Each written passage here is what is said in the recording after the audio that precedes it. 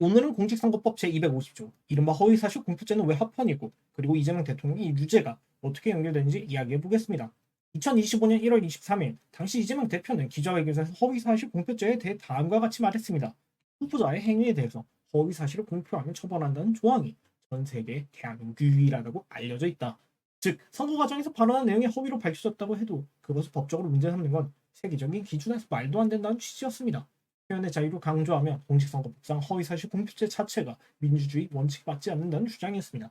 하지만 이 발언은 사실이 아닙니다. 영국, 독일, 프랑스, 일본 등 주요 민주주의 국가들 역시 선거 과정에서 후보자에 대한 허위사실 유포를 처벌하는 법률을 갖추고 있습니다.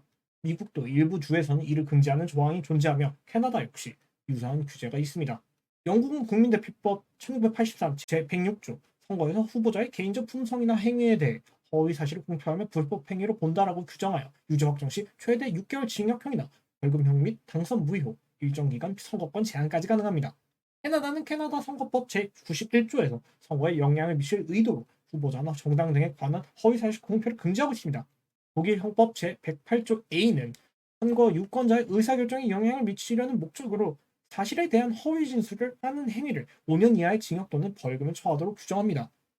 독일은 더 광범위하게 후보자 본인이 스스로에 대해 거짓말하는 경우뿐 아니라 타인이 후보자에게 불리한 거짓 정보를 퍼뜨리는 경우까지 포괄합니다. 프랑스는 선거 기간 후보자가 고일 유권자를 오도하는 거짓 발언을 한 경우 형법상 처벌이나 선거 결과에 대한 무효 소송 등을 진행할 수 있습니다. 일본은 한국과 매우 비슷한 법, 공직선거법 제235조 제2항을 보유하고 있습니다. 일본 또한 공직선거법에 허위사실 공표죄 조항을 두고 있으며 당선을 얻거나 얻지 못하게 할 목적으로 후보자에 관하여 허위의 사항을 공표하는 행위를 처벌합니다. 이를 위반하면 최대 5년 이하의 징역 또는 100만 엔 이하 벌금 등의 형이 선거법에 규정되어 있으며 일본도 선거범죄로 유죄 판결이 확정되면 당선 무효와 일정 기간 피선거권 제한이 따르는 등 한국과 비슷한 제재를 가하고 있습니다. 미국의 경우 연방 차원에선 정치인의 거짓말까지 폭넓게 표현의 자유로 보호받지만 일부 주에서는 선거와 관련 허위사실 유포를 처벌하는 법을 두고 있습니다. 2023년 기준으로 알래스카, 플로리다 등 16개 중에서 허위사실 공표를 금지하고 있으며 고의적 거짓말에 대해 벌금이나 징역형을 규정한 사례가 있습니다. 이를 보면 전 세계적으로 선거 과정에서 허위사실 공표 행위는 처벌하는 추세로 이재명 대통령의 주장은 명백히 사실과 다릅니다. 그럼 공직선거법 허위사실 공표죄는 합헌인가에 대하여 분석해 보겠습니다. 먼저 공직선거법 제250조 제1항은 다음과 같은 내용입니다. 당선되거나 되게 할 목적으로 연설, 방송, 신문, 통신, 잡지 또는 벽보, 선전 문서 기타의 방법으로 허위의 사실 공표한 자는 5년 이하의 징역 또는 3천만 원 이하의 벌금을 처한다. 공직선거법 제250조 제2항은 반대로 당선을 못하게 할 목적으로 허위의 사실을 공표하는 것을 처벌하는 조항이며 제3항은 당내 경선에 대한 내용이고 제4항은 딥페이크 등 기술을 악용한 허위사실 유포에 대한 가중처벌 특칙입니다. 심층적으로 법조문을 분석하면 공직선거법 제250조는 선거의 결과에 영향을 미치려는 목적으로 후보자 등과 관련된 허위사실을 퍼뜨리는 모든 행위를 광범위하게 금지하고 있습니다.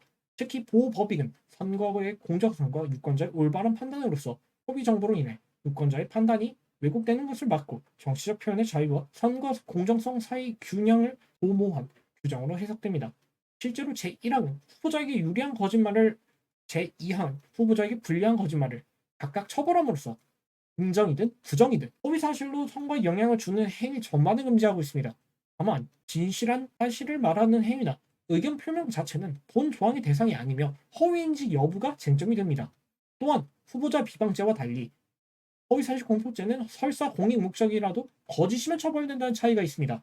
이처럼 허위사실을 퍼뜨리는 모든 행위를 광범위하게 금지하고 있는 공직선거법 제250조는 표현의 자유에 위배된다는 위헌성이 여러 차례 다투어졌습니다. 하지만 헌법재판소는 지속적으로 해당 조항이 헌법에 합치한다고 판시했습니다. 특히 중요한 2024년 6월 27일 선고된 2023 헌법 78, 공직선거법 제250조 제2항 등 위헌소원, 2021년 2월 25일 선고된 2018 헌법 223 공직선거법 제250조 제1항 등 위헌소원에서 공직선거법 제250조 제1항과 제2항은 합헌임을 인정하는 결정을 내렸습니다. 또한 헌법재판소는 2022 헌법 299 결정에서 허위사실 공표 금지 조항이 정치적 표현의 자유를 침해하지 않는다고 결정한 것을 인용하여 위 결정에서 후보자의 정치적 표현의 자유를 제한하는 측면이 있지만 선거인의 올바른 판단 자료 제공을 통해 선거의 공적성을 확보하려는 입법 목적이 정당하고 중요하다고 적어 거짓된 정보로부터 유권자의 판단권과 선택의 자유를 보호하는 공익이 크다고 판단했습니다.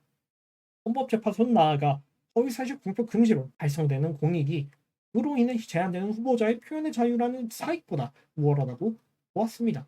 또한 쟁점이 되었던 행위 개념의 포괄성과 관련해서도 헌법재판소는 명확성 원칙에 위배되지 않는다고 판단했습니다.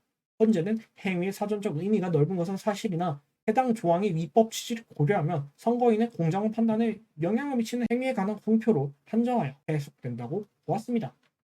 현재는 따라서 해당 조항이 죄형법적주의의 명확성 원칙에 위배되지 않는다고 명시하고 법 집행기관이 자의적으로 해석할 위험도 없다고 표현했습니다. 정리하면 헌법재판소는 허위사실 공표죄 조항이 선거의 공정이라는 중대한 공약을 실현하기 위한 것이며 표현의 자유 제한도 필요한 범위 내에 그쳐 헌법에 위반되지 않는다고 판단해온 것입니다. 그렇다면 이러한 헌법재판소의 일관된 입장은 이재명 대통령의 공직선거법 허위사실 유포 사건과 어떤 관계가 있을까요?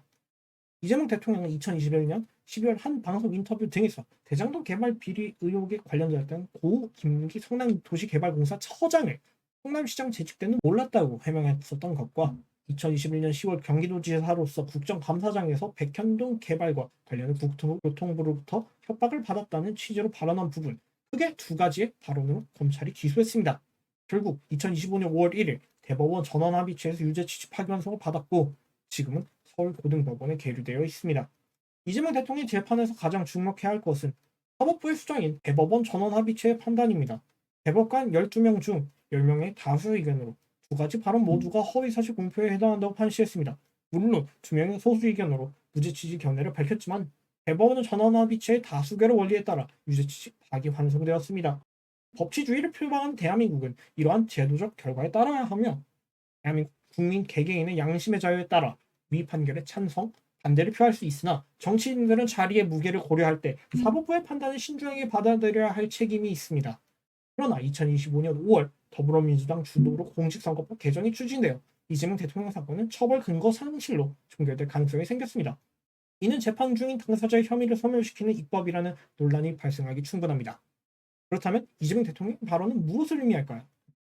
현재의 합헌 판단에도 불구하고 이를 부정한 취지의 발언을 공식적으로 했다는 점에서 대통령으로서의 법적 인식과 헌정질서 존중 태도에 의문을 제기할 수밖에 없습니다. 특히 본인이 해당 조항에 따라 기소되어 대법원의 유죄 취지 판단까지 받은 상황에서 이 법 자체를 문제 삼는 태도는 결과적으로 사법부와 헌법재판소 두 개의 헌정기관 전체에 대한 불신으로 이어질 수 있습니다. 물론 정치인이 현행 법률에 대해 비판적 의견을 낼 수는 있습니다. 그러나 해당 발언은 사실관계 자체가 틀렸고 그로 인해 국민의 법적 인식에도 왜곡을 초래할 수 있다는 점에서 결코 가볍게 넘길 수 없습니다. 표현의 자유는 민주주의의 핵심입니다. 그러나 진실을 왜곡해 타인의 판단을 흐리게 하는 자유까지 보호되어야 할까요? 공직선거법 제250조는 그 경계를 세우기 위한 법적 장치입니다. 헌법재판소도 이를 명백히 인정했습니다. 우리는 법 위에 있는 정치는 원하지 않습니다. 법 앞에서 모두가 평등한 나라. 그것이 진짜 민주주의입니다. 대통령의 발언이 단순한 개인적 의견인지 아니면 법치주의를 흔드는 신호인지는 여러분의 판단에 맡기겠습니다. 시청해 주셔서 감사합니다. 그레이존이었습니다.